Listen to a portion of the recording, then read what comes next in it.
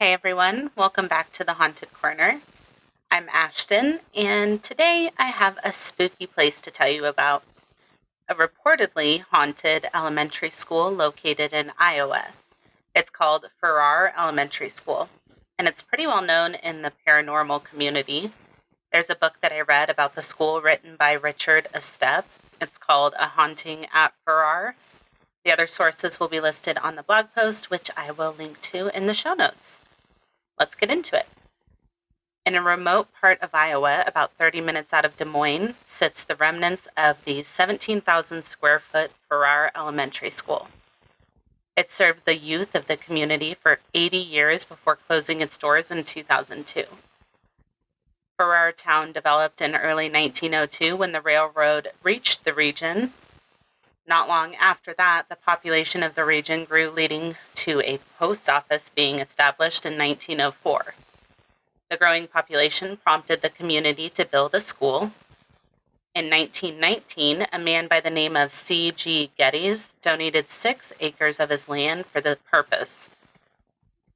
Farrar School was built with the capacity to hold all the students from the one-room schoolhouses in the area. An official opening of the school occurred in 1922 with a ceremony that brought hundreds of the residents to the school. The approximate price for the whole school was $100,000, and not everyone was super on board with the new schoolhouse being built for that reason. One disgruntled citizen refused to attend the celebration, calling it a, quote, monument to the arrogance and vanity of the school board, end quote, with its boiler heating, electric lights, and indoor bathroom facilities. The schoolhouse opened to students on April Fool's Day in 1922. The school would function as a K-12 for many years before becoming an elementary school. The school thrived until 2002, when, with dwindling population numbers from the surrounding area, the decision was made to close the school. And in May of that year, another banquet was held that reflected the memory of its opening before classes were dismissed forever. Or were they? The building sat abandoned until 2006 when Jim and Nancy Oliver purchased the property. And it didn't take them long to realize that there were still students roaming the halls of the school. And the new owners would come to find out that the strange occurrences had been happening since long before the school closed. Reports go that over the last few decades before the school closed, students would notice slamming doors and strange figures wandering around. It's not uncommon to hear disembodied voices or catch a glimpse of a shadow skirting around a corner. Nancy tells a story of how one time she lost her balance when she was walking down the stairs, and a firm hand on her shoulder helped her to maintain her balance. When she turned around to thank her husband, no one was there. Jim and Nancy actually have private living quarters on the main floor, and they have claimed that occasionally on the floors above them, they will hear what sounds like something falling over and what sounds like metal being dragged across the floor. Internationally known psychic Jackie Carpenter conducted the first paranormal investigation at the school in 2007 and quickly confirmed the owner's suspicions that it may be haunted. But many have speculated who exactly is haunting the school. Some believe that it's former students who are still hanging around. Others believe it's possible that the spirits of those who are buried at the cemetery across from the school may be wandering the halls of the school. The history of the school fed some of these stories of hauntings. There are rumors of abuse, misconduct, and other malicious acts during the early years of operation. There's even a story of the Ku Klux Klan burning a cross on the property, so it's possible that this dark history has fueled the dark energy on the property. Many people who have visited Farrar Elementary School have had paranormal experiences. It's thought that these experiences could be attributed to 2 portals that are believed to be on the property. One of the portals is thought to be in the former principal's office on the 3rd floor. The other portal is thought to be in the auditorium because these are 2 very active areas of the school. There have been many reported sightings of shadow figures in the school. One in particular is the shadow of a man who apparently is around 7 feet tall. Reading about this spirit reminded me of the haunting of Hill House, that really tall ghost with the top hat and cane. Absolutely not. But apparently, this particular spirit at Farrar isn't malicious, despite how tall and foreboding he might look. Other sightings in the school include that of children running through the halls, giggling and being mischievous, as children are known to do. Some active locations in the building include the boiler room, where a former caretaker is said to still lurk around. Some have described him as unwelcoming and grumpy, and apparently he has red eyes, which, no thank you. Another active location is the gym, and particularly the school's basketball court. There's reports of sounds of games that have been long since over. There's also reports of voices, footsteps, apparitions, and poltergeist activity here. This next part comes from an article that I found about the owners and more of their experiences in the school.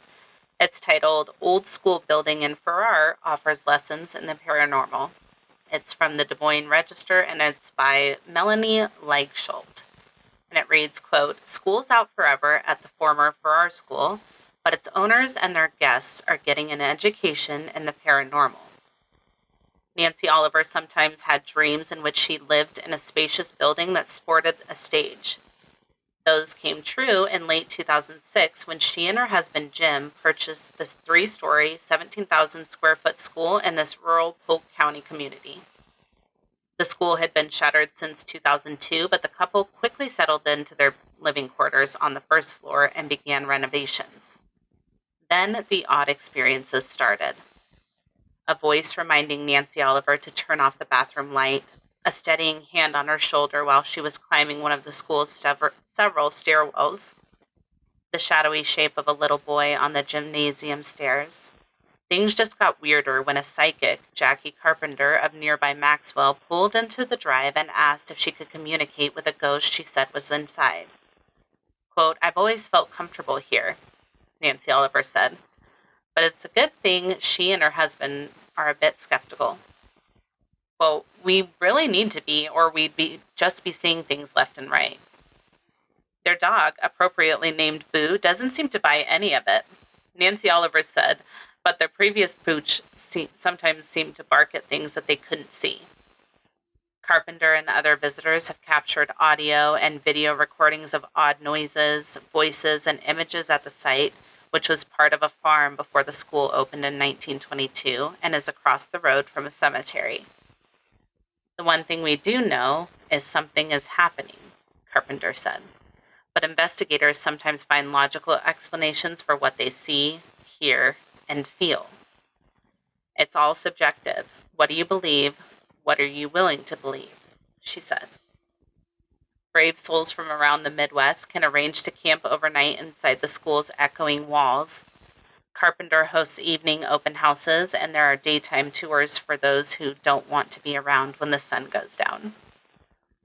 Carpenter, founder of the International Paranormal Research Association, said she began having psychic experiences as a child. Her mother and grandmother also had those capabilities, she said, which have surfaced among her children and grandchildren. During a recent investigation, Carpenter and her grandson, Austin Corey, crouched on the floor of a former classroom as other researchers sat nearby in a handful of student desks.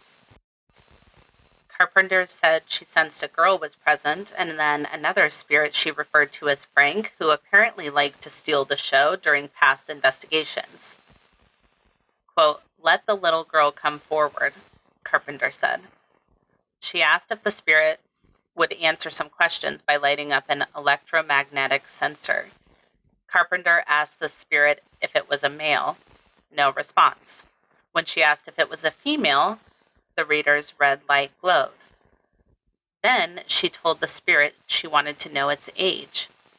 Carpenter started counting at 6 and slowly ticked off numbers until she reached 10 when the red light began to flash repeatedly. Carpenter and Corey later asked the other spirit they sensed was in the room to move a closet door.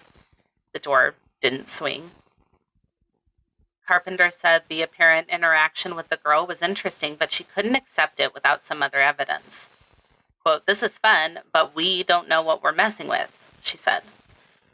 Sometimes the observational mood turns uneasy, as it did the time a woman taking part in an investigation on the third-floor auditorium suddenly fell backwards. Nancy Oliver, who was only a few feet away and saw the woman topple, said it was the scariest thing she had witnessed at the school. Carpenter said an inquisitive mind can be the best defense against the unknown. Quote, "Instead of being afraid of things that go bump in the night, look for answers," she said.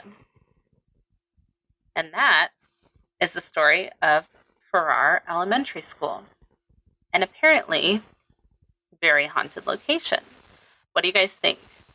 I think it's super creepy, and I'm adding it to my list of places that I want to investigate. You know, they did mention that in the article that you can go and investigate. There is an upcoming event in June. It's on the 10th, I believe, and it's from 8 o'clock p.m. to 2 o'clock a.m. It's $72 per person. And this is how it's described. A group event. Join American Hauntings for a chilling night at one of the most actively haunted spots in Iowa.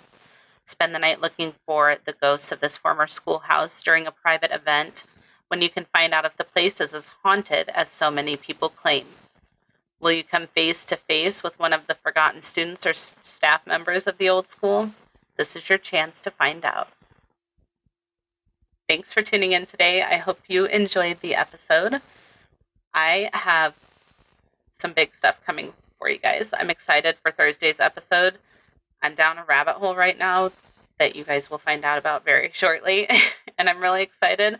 And then I have some heavy hitters coming down the pipe for you, so be sure to stay tuned. And if there is something you want me to cover on the podcast, whether it be paranormal, true crime, a history, something in history you want me to talk about, I'm down. Send it to me at thehauntedcorner@gmail.com. The sources will be linked in the show notes and also on the blog post for the episode at thehauntedcorner.com. Check out the other episodes of The Haunted Corner available now wherever you listen to your favorite podcasts, with new episodes dropping every Monday and Thursday. If you're enjoying the podcast and would like to share your support, head on over to Patreon. You'll have access to the exclusive Patreon-only episodes. You'll get regular episodes early before everybody else, and a lot more. So head on over to patreon.com/The Haunted Corner to join now. Follow us on social media at The Haunted Corner on Instagram, Facebook, YouTube, and TikTok. If you're enjoying the podcast, be sure to tell a friend and rate and review wherever you listen. If you have a case suggestion or a correction to share, please send it to thehauntedcorner@gmail.com or submit it through the website. Until next time, be kind, take care of yourselves, and we'll see you soon. Bye.